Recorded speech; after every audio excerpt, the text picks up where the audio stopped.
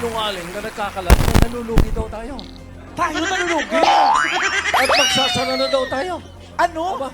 Magsasara after 45 years? Sabi ng mga sinungaling. Ito ngayon ang mainit na pinag-uusapan po ngayon sa social media, sa Instagram, sa Twitter at sa Facebook.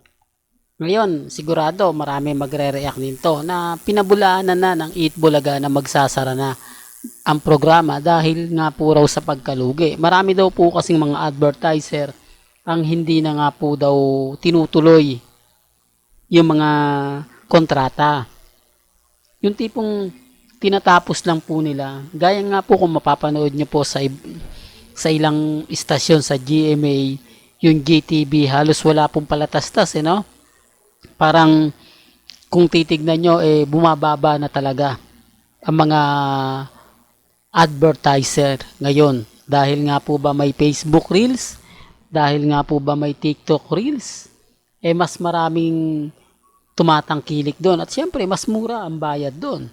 Di po ba? Dito po, mga kaaldab, update ko lang po kayo. Natotoo nga po talaga yung bali-balita na sinasabi nga po yung Eat Bulagay magsasara. Ngayon, matapang na sinagot ni Tito Sen ang salitang magsasara na daw po ang programa. Ang pagkakaintindi ko nga po nito, dapat si Henyo Master Joey De Leon ang magsasabi o magbabalita. Pero napunta kay Tito Sen di po ba? Tapos, kumbaga parang sabi nga po daw ni Henyo Master Joey De Leon, maka 15 years lang daw po, luluhod siya sa harapan. Ano kaya po yung pinapatutsadahan ni Joey De Leon? Ang Showtime nga po ba? Ang nagkakalat ng fake news? Ang GMA Network nga po ba? Maraming mga katanungan, mga kaaldab, na mapapaisip po kayo.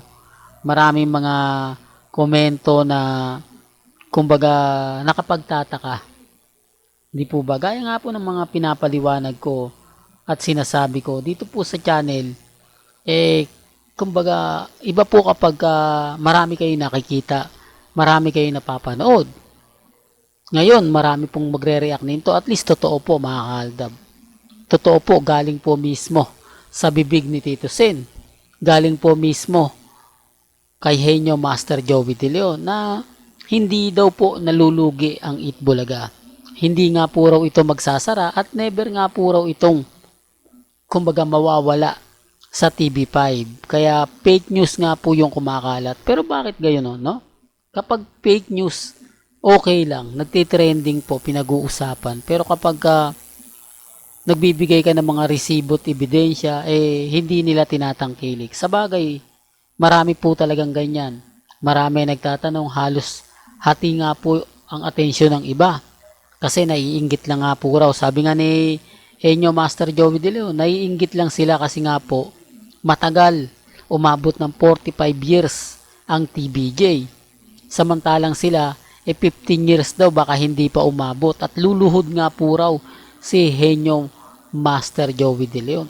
Medyo mabigat yun, no? Kapag umabot ng 15 years, si Joey De Leon luluhod. Gawin kaya po kaya niya yun? Well, hanggang dito na lang po yung updates natin. Tutok pa po kayo para subscribe na po kayo para lagi po kayong mga updated sa Main Daddy's Girls.